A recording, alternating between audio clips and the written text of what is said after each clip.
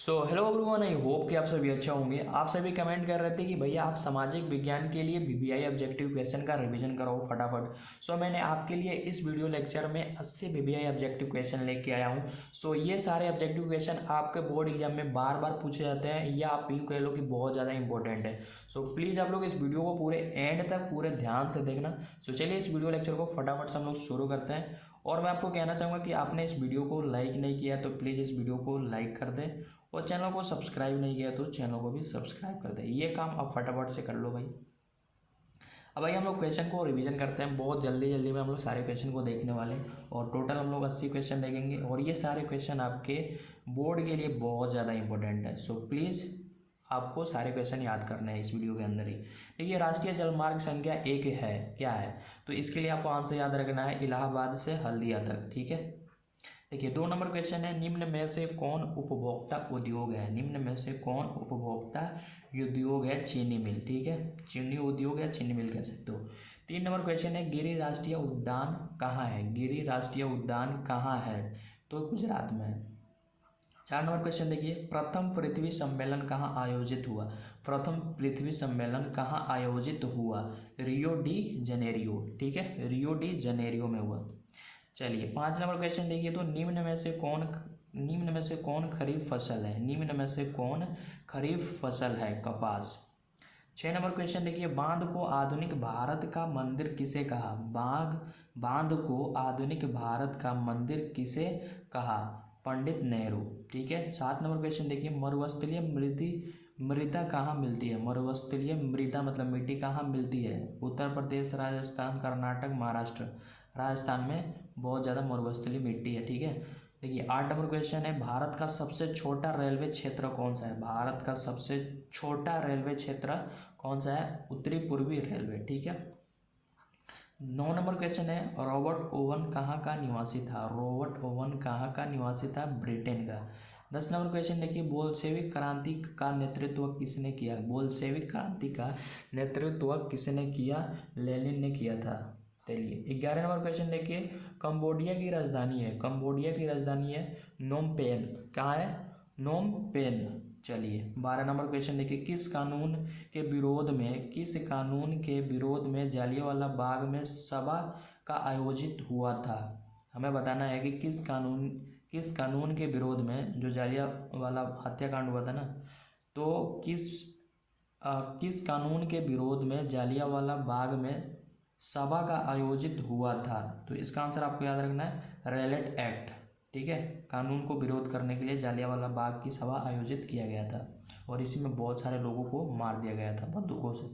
देखिए 13 number question है, किनके अनुरोध पर महात्मा गांधी चंपारण आए थे? किनके अनुरोध में महात्मा गांधी चंपारण आए थे? राजकुमार शुक्ल के अनुरोध पे। चलिए 14 नंबर क्वेश्चन देखिए, तो 14 नंबर क्वेश्चन है, वल्लभ भाई पटेल को सरदार की उपाधि किस किसान आंदोलन के दौरान दी गई थी? किस किसान आंदोलन के दौरान? अब आंदोलन भी बहुत सारा होता है तो उसका अलग अलग नाम होता है, तो वही हमें बताना है कि कौन सा किसान आंदोलन था जिसमें सरदार वल्लभ भाई पटेल को सरदार की उपाधि दी गई थी? बारदोली किसान आंदोलन। चलिए 15 नंबर क्वेश्चन देखिए, फ्लाइंग शटल का आविष्कार किसने किया था? फ्लाइंग शटल का आविष्कार जॉन के ने किया था। 16 नंबर क्वेश्चन देखिए, भारत में पहली जूट मिल कहाँ स्थापित की गई थी? भारत में पहली जूट मिल कहाँ स्थापित की गई थी? कोलकाता में। फिर से मैं कहना चाहूँगा, आपने इस वीडियो को लाइक नहीं किया है, चैनल को सब्सक्राइब नहीं किया है, तो दोनों काम फटाफट से कर ले, क्योंकि बाकी जितने भी आपको हिंदी हो गया, संस्कृत हो गया, इंग्लिश हो गया, मैथ्स हो गया, इन सभी का बीबीआई ऑब्जेक्टिव क्वेश्चन आपको रिवीजन करने के लिए अगर आपको करना है तो हमारे वीडियो पे सारे वीडियो अवेलेबल है, ठीक है। इसलिए मैं कह रहा हूँ आप लाइक कर दो, चैनल को सब्सक्राइब कर दो। देखिए 17 नंबर क्वेश्चन है, इटली के एकीकरण में निम्न में किसने योगदान किया था?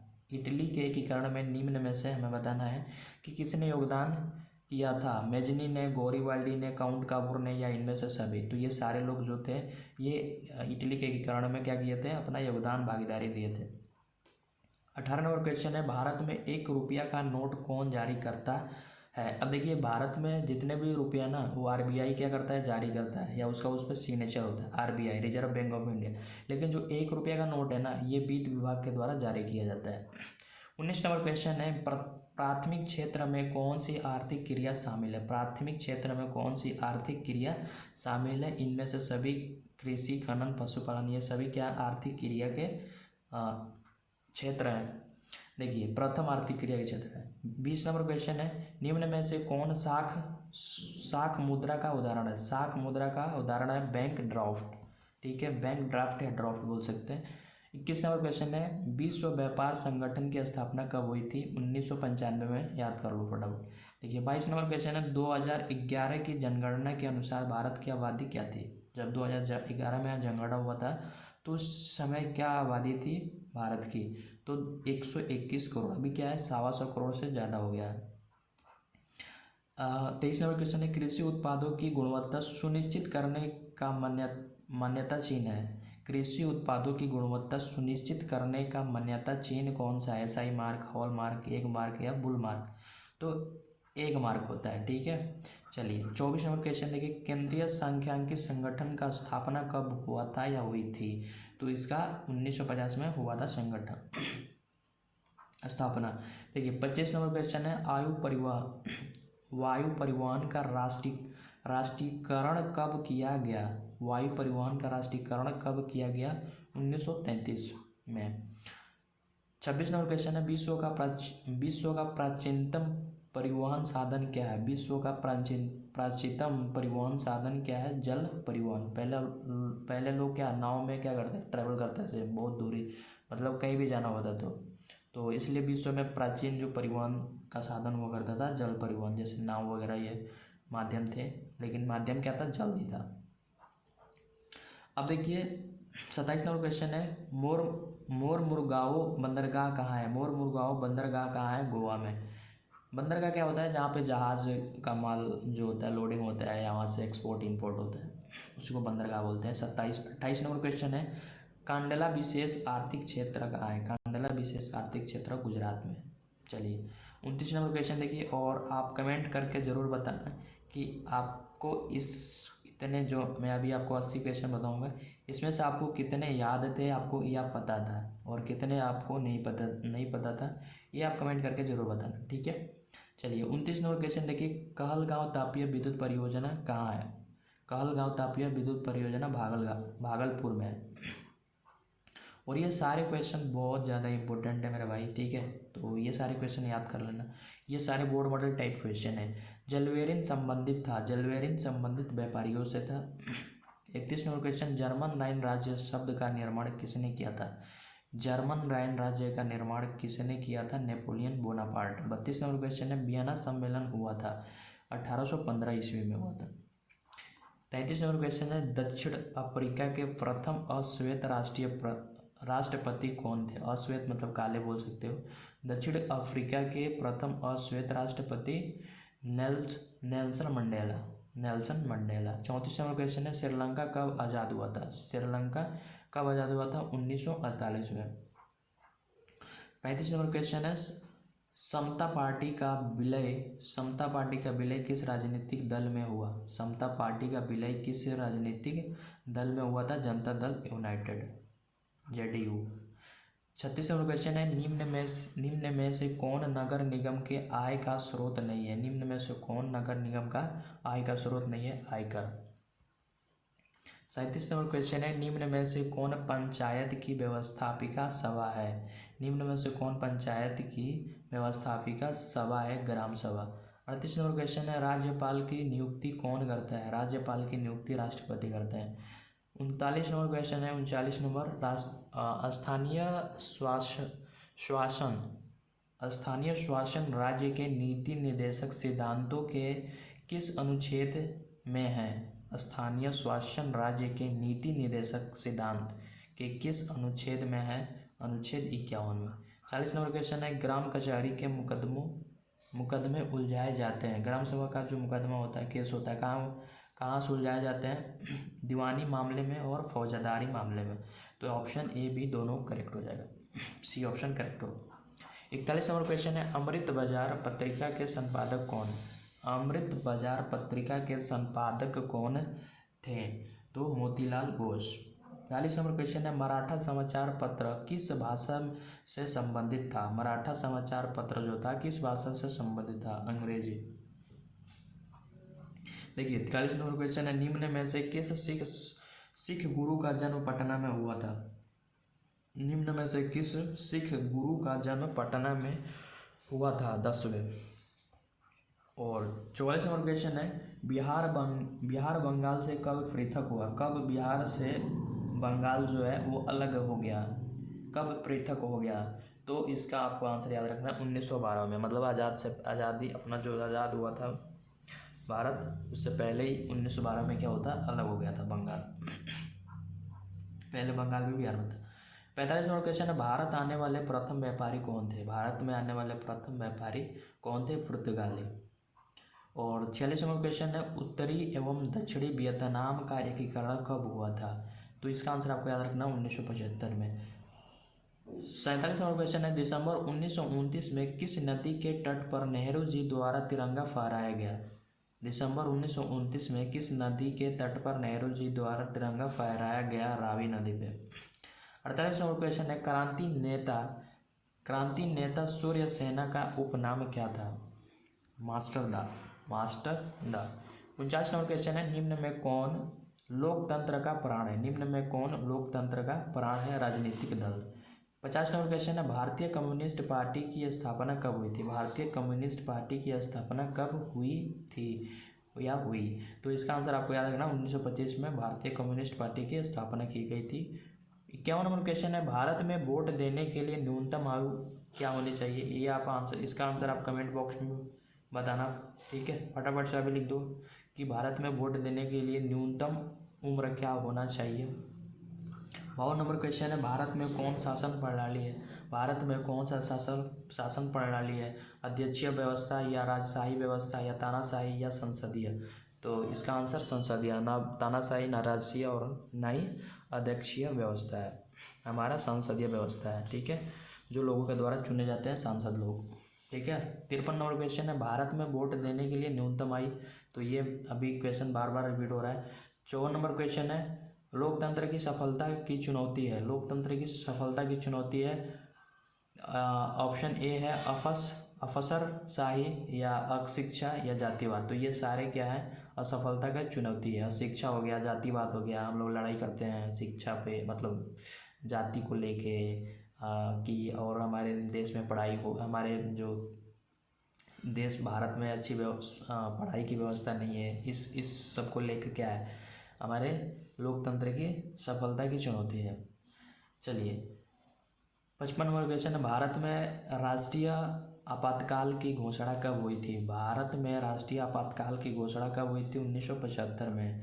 56 नंबर क्वेश्चन है, सुनामी प्रभावित क्षेत्र में मकानों का निर्माण कहाँ करना चाहिए? सुनामी प्रभावित क्षेत्र में जहाँ बाढ़ वगैरह आते हैं, मकानों का निर्माण कहाँ करानी चाहिए? सागर के तट से बहुत ज़्यादा दूर, ठीक है? चलिए नेक्स्ट क्वेश्चन देखिए, तो 57 नंबर क्वेश्चन है, निम्न में से कौन जीवाश्म ईंधन है? जीवाश्म ईंधन मतलब जो जीवाणु होते हैं उनके द्वारा अपघटित करने से जो बनता है पदार्थ, उसको लोग जीवाश्म ईंधन बोलते हैं। जैसे पेट्रोलियम आपको पता होगा, कोयल नहीं बोल सकते, ठीक है? तो जैसे कोयला भी बोल सकते हैं, कोयला हो गया, पेट्रोलियम हो गया, प्राकृतिक गैस, ये सारे क्या है, जीवाश्म ईंधन है। 58 नंबर क्वेश्चन है, भारत का प्रथम परमाणु विद्युत गृह कहाँ है? भारत का प्रथम परमाणु विद्युत गृह कहाँ है? तारापुर में। 59 नंबर क्वेश्चन है, मणिकर्ण भूतापीय ऊर्जा संयंत्र किस राज्य में है? मणिकर्ण भूतापीय ऊर्जा संयंत्र किस राज्य में है? हिमाचल प्रदेश में। 60 नंबर क्वेश्चन है, सिंदरी किस उद्योग के लिए जाना जाता है? किस उद्योग के लिए जाता है? उर्वरक। 61 नंबर क्वेश्चन है, एशिया में सबसे पुराना रेलवे वर्कशॉप कहाँ है? एशिया में सबसे पुराना railway workshop Jamal railway workshop है, जमालपुर, ठीक है? 62 नंबर क्वेश्चन है, सिलिकॉन शहर के नाम से कौन प्रसिद्ध है? बेंगलुरु। 63 नंबर, मंदार पहाड़ी किस जिले में? मंदार पहाड़ी किस जिले में है? बांका। 64 नंबर क्वेश्चन देखिए, सासाराम नगर का विकास हुआ था मध्य युग में। 65 नंबर क्वेश्चन है समाजवादी अर्थव्यवस्था का गुण है, समाजवादी अर्थव्यवस्था का गुण है सामाजिक कल्याण। 66 नंबर क्वेश्चन है विकसित देशों की आय में वृद्धि के लिए किस पद का प्रयोग होता है, आर्थिक विकास। 67 नंबर क्वेश्चन है निम्न में से कौन प्लास्टिक मुद्रा है, निम्न में से कौन प्लास्टिक मुद्रा है, डेबिट कार्ड। ठीक है, डेबिट कार्ड मतलब वो प्लास्टिक का होता है पर उससे हम लोग पैसे क्या कर सकते हैं, लेस निकाल सकते हैं, भेज सकते हैं। 68 नंबर क्वेश्चन है भारत के सकल घरेलू उत्पाद, सकल घरेलू उत्पाद में किस क्षेत्र का योगदान सर्वाधिक है, तो सेवा क्षेत्र। 69 नंबर क्वेश्चन है छिपी बेरोजगारी पाई जाती है, छिपी बेरोजगारी पाई जाती है कृषि क्षेत्र में।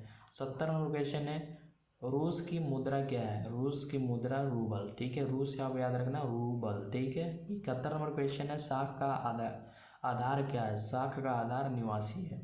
72 नंबर क्वेश्चन है वस्तुओं और सेवाओं को अपने उपयोग के लिए कौन खरीदता है, तो जो खरीदता है मतलब मार्केट में हम लोग जाते हैं सामान खरीदते हैं तो हम लोग क्या कहलाएंगे, तो हम लोग कंज्यूमर कहलाते हैं, मतलब उपभोक्ता।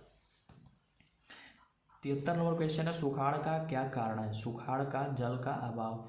74 नंबर क्वेश्चन है संचार का सबसे लोकप्रिय साधन क्या है, सार्वजनिक टेलीफोन या वॉकी टॉकी। ठीक है, या दूरदर्शन या रेडियो, सार्वजनिक टेलीफोन। 75 नंबर क्वेश्चन है भारत का प्रमुख कारण है, भारत का प्रमुख बाढ़ का प्रमुख कारण है जल की अधिकता या नदी तल पर मलबे का निक्षेपण या वर्षा की अधिकता या इनमें से सभी। तो देखिए बाढ़ का जो मेन कारण है कि जल का अधिकता। ठीक है, अब इसके जल अधिक क्यों होता है, अब जो नदी होता है उसमें क्या होते हैं ज़्यादा मलबे इकट्ठे हो जाते हैं, मतलब जैसे वहाँ पे उसको पानी स्टोर करने की, किसी नदी में स्टोर करने की क्षमता है 5 लीटर। ठीक है, तो अब वहाँ पे जैसे मलबे जमा हो गया 2 लीटर, तो अब पानी वहाँ पे कितना जमा होगा 3 लीटर। तो ये सारे जल की अधिकता कह सकते हैं। ठीक है। 76 नंबर क्वेश्चन है भूकंप संभावित क्षेत्रों में भवनों की आकृति कैसी होनी चाहिए, आयताकार। ठीक है, भूकंप संभावित क्षेत्रों में। 77 नंबर क्वेश्चन है भारत में सबसे बड़ा लौह अयस्क राज्य है, कर्नाटक। 78 नंबर क्वेश्चन है सीमेंट उद्योग का कच्चा माल कहाँ है, सीमेंट उद्योग का कच्चा माल कहाँ है, चूना पत्थर, क्या है। ठीक है, माई मिस्टेक, सीमेंट उद्योग का कच्चा माल क्या है, चूना पत्थर। 79 नंबर क्वेश्चन है भारत में कितने सार्वजनिक क्षेत्र के तेल परिष्करण केंद्र कार्य कर रहे हैं, भारत में कितने सार्वजनिक क्षेत्र के तेल परिष्करण केंद्र कार्य कर रहे हैं, तो 18। लास्ट और 80 नंबर क्वेश्चन है हीराकुंड परियोजना किस नदी पर स्थित है, महानदी। किस पे, महानदी। तो हम लोगों ने 80 क्वेश्चन बहुत ही जल्दी फटाफट में हमने रिवीजन कराया। ठीक है, और आप कमेंट करके बताना कि 80 क्वेश्चन में से आपने कितने सही और कितने गलत किए हुए हैं, फटाफट से ये कमेंट करके आप बताना। और नेक्स्ट किस सब्जेक्ट पे आप ऑब्जेक्टिव क्वेश्चन रिवीजन करना चाहते हैं या सब्जेक्टिव क्वेश्चन, आप कमेंट करके ज़रूर बताना। सो मिलते हैं नए वीडियो लेक्चर में, तब तक के लिए टेक केयर, थैंक यू।